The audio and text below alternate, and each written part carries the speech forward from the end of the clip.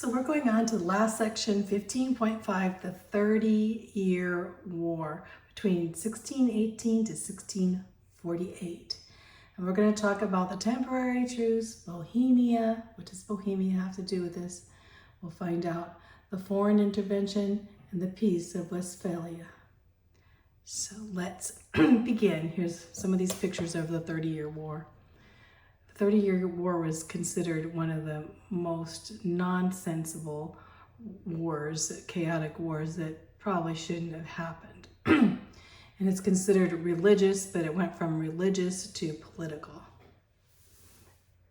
So a temporary truce. Okay, we stopped back when we were talking about Germany and what happened in Germany between the religious wars of the peasants in the time and the Peace of Augsburg in Germany. That was 60 years prior to the 30-Year War in 1555. But this was a kind of a shaky truce, and it is observed by the princes of Germany and the Holy Roman Empire. Remember that certain towns could be Roman Catholic and certain towns could be Protestant. And that was a kind of a very weak stabilization of where you could live. The treaty was to stabilize politics and religion by combining the two and saying, okay, let's make a compromise here. But the Peace of Augsburg proved to be only a temporary truce. The political and religious situation would change constantly in Germany and throughout Europe. A picture of the Peace of Truce of Augsburg. Balancing changes in religions. In 1600, 9 out of 10, 9/10 of the population of the Holy Roman Empire and German princes professed to be Protestant. 9/10 of the Holy Roman Empire. That's big, like 90%. Calvinism had been excluded from the peace, so the Calvinists didn't have anywhere to live, because they weren't necessarily Lutheran, Protestants, and then we'll go on to the Anabaptists. There's so many that did not, because they only had towns, Catholic towns and towns of Lutheran towns, right? So it was led by a Calvinist prince to say the states would form a league and to prepare to fight if the Calvinist princes were not allowed to live anywhere, right? And not to be Calvinist. Calvinist was under John Calvin of France, and so they wanted to have their places to live. The Germany's Counter-Reformation responded by the League of their own. So then we have the Counter-Reformation of the Catholics coming in, the Roman Catholics coming in and bringing in the Counter-Reformation. Each side appealed to foreign powers for help. What followed was the most confusing and the most disastrous of wars in history of Europe, lasting 30 years. It says the causes of the war, religious tensions. The HRE included the Lutherans and the Calvinists and the Catholic states, that whole area. That's the HRE is the Holy Roman Empire, right?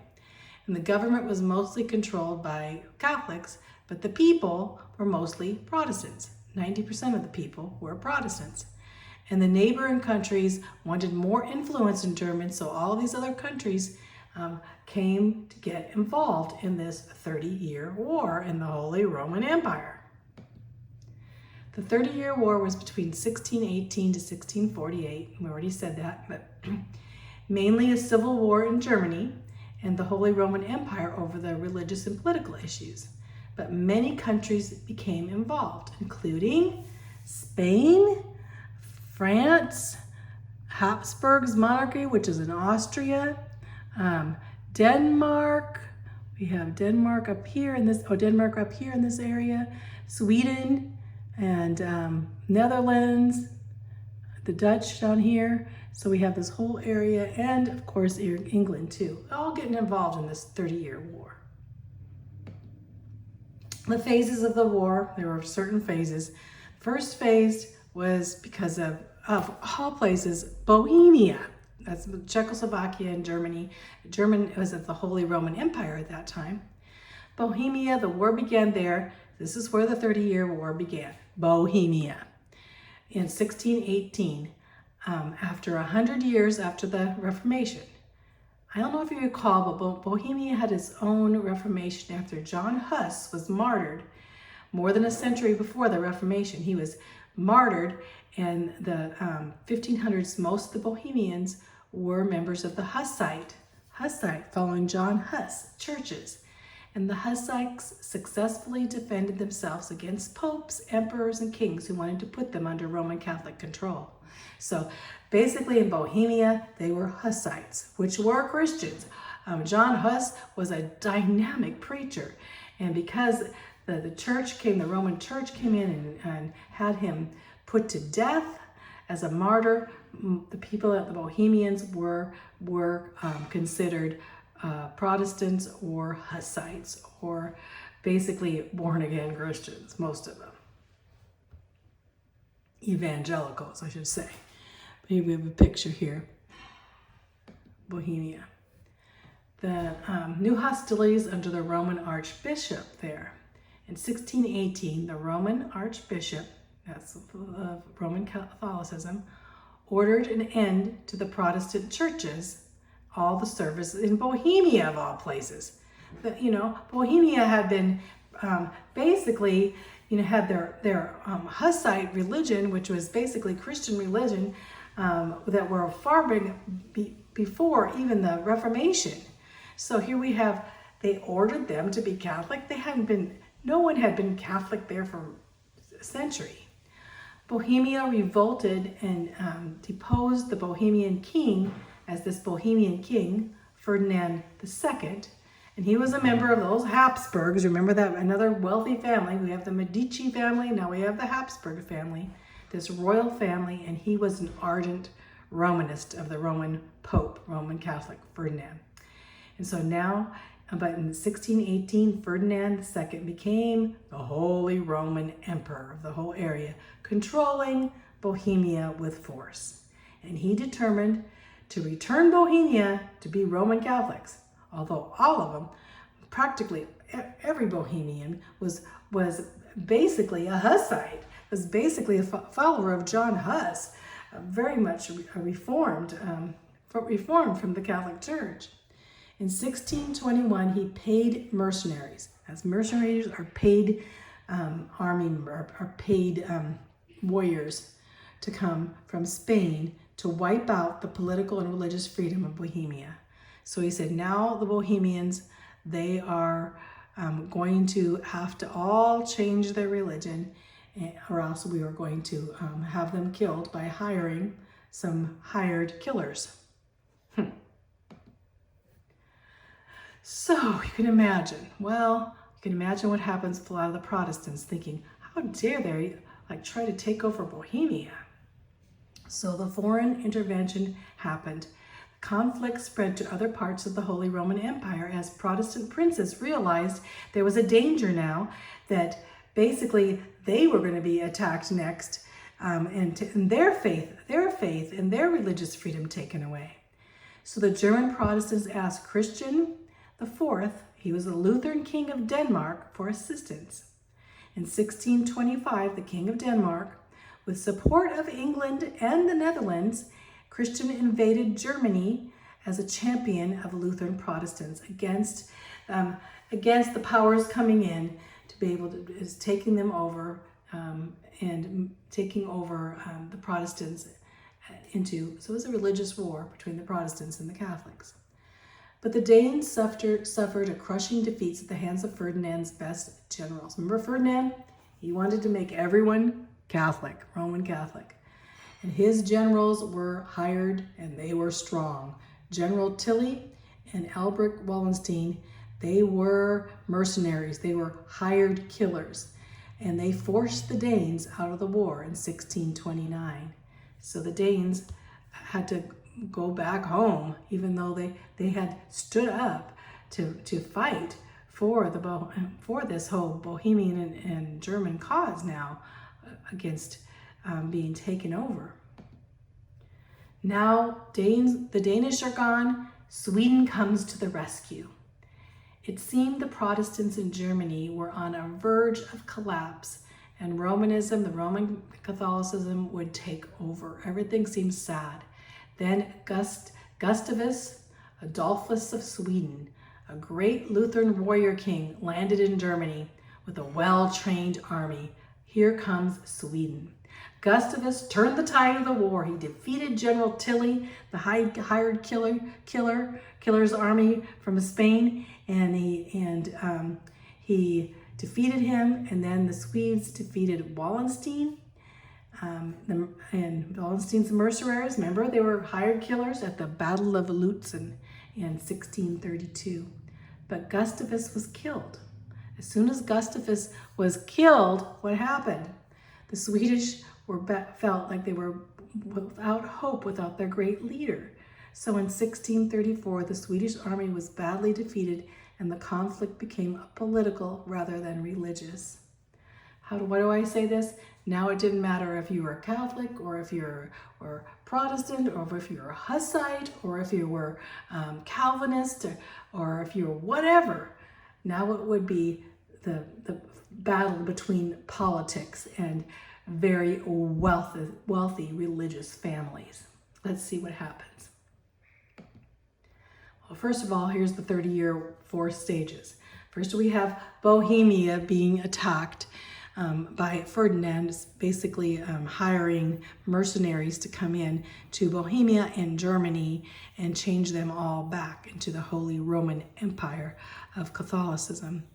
And then the Danish coming in to fight the battle for the Bohemians and being defeated. And then the Swedish coming in saying, we'll fight for you, and thus winning some of the war, actually conquering some of the hired killers of Spain, the Swedish. But now will become what happens in French. Remember, France was controlled by a very wealthy family called the Medici family. So the de Medici family, with Catherine Medici. So we have French, very wealthy family, and we also are going to have the Habsburgs, which are the very wealthy Austrian combination with Spain kingdom. So we have political. We have two families that want to fight against each other. 30-year war. Here's all the difference. Kind of like saying 30-year war. So the Peace of Westphalia. So the Medicis, Catherine Medici and the Medici's family had ruled. Catherine Medici actually was dead now, and her daughter was Marie Medici, another Medici. And so Cardinal Richelieu, remember we left that off with France, was alarmed by the Habsburg power and arranged an alliance with Sweden, Germany, and the Dutch in 1635. When I said Catherine Medici, I meant Marie Medici, because this is the time warp we have now. Because Marie was married was married to a Protestant. She ended up becoming Catholic and controlled by this Cardinal Richelieu of France. The combined armies won several victories against the Austrian and Spanish Habsburg forces, the Holy Roman Empire. So we have two families. We have the Medici family of France and Italy, I should say, into Italy. And then we have the Habsburg, we're Austrian and Spanish. And so now it's not even, both of those family are Roman Catholics. Now they're fighting each other. That's why they say this is a confusing, because when we're thinking of a 30-year war, you think, well, it's against just the Protestants and the Catholics and the Calvinists and all this coming in, all these. No, now we have even the Catholics, the Roman Catholics have divided into two ruling families, Habsburg and Medici. The peace conference convened in Westphalia in Western Germany, but took several years of negotiation. The Peace of Westphalia was signed in 1648. The 30-year war over religion was only to end with the same religious system or same religious situation that existed before the war. So they had 30 years of warring, and they would end up the same place despite all the war. The terms of Westphalia, the peace treaty, were thus. The Protestant princes of Germany regained their lost territories and authority, and each had official power to decide their state religion, just like before. Calvinism acquired legal status in the Holy Roman Empire now. You could be a Calvinist with Romanism and Lutheranism. So we have Martin Luther and John Calvin and Romanists. They all could have status. The Holy Roman Empire lost territory in the north to Sweden. Now Sweden gained territory, and in the south to France. Switzerland and the Netherlands were officially independent. This is one of the big things. Now they're officially independent countries. Here's a picture. We have Spain and Portugal down here, France here. We have Switzerland up here. We have this whole thing in red is the Holy Roman Empire, but you could see how it was of where Germany and Hungary and Austria all in this area, and going on to the provinces here in France over here. Here's England, here's Sweden coming down, and here's Denmark coming down in blue. So you have all these, the whole of Europe coming into a war that probably should never have been. The two cities in Westphalia where the treaties were signed are basically, you can see those imperial cities and all. So you can see Westphalia was basically, see if we can see those cities. Oh, one was, look like, I was going to say in Paris. Oh, here they are, the two cities up here. Münster and Osnabrück. Well, anyway, let's go on. After the 30-Year War, France continued fighting with Spain for several more years and became the most powerful nation in Europe. Now we have France. The Holy Roman Emperor lost its power. After this, the Holy Roman Empire had no power at all. The Habsburgs, though, of the Holy Roman Empire retained their power in Austria, Hungary, and Bohemia. They still had power. The tragedies was that Germany, big tragedy, the Germans were totally devastated. 8 million people, mostly Germans, died as the result of fighting, disease, and famine caused by the war. So many Germans died in the 30-Year War. Thousands of German cities and towns and villages were totally destroyed. Germany was fragmented into 30 little states in disunion for 2 more centuries. But with the power of the Pope and the Emperor broken, Christendom, being a Christian, became a land of religious and political diversity. So now they were leaving, like, we're not going to be fighting. We don't want to fight about the religion anymore. It's basically saying, let's stop. That was the good thing about the 30-Year War, although it wouldn't. Of course, we know what's in the heart of man. The 30-Year War, some people would say, did nothing much but return everyone their own little place that they had even before the 30-Year War. So that's the end of our chapter 15 on post-Reformation. What a mess in many areas. This was a long chapter. I hope that you listened and you learned something. I did.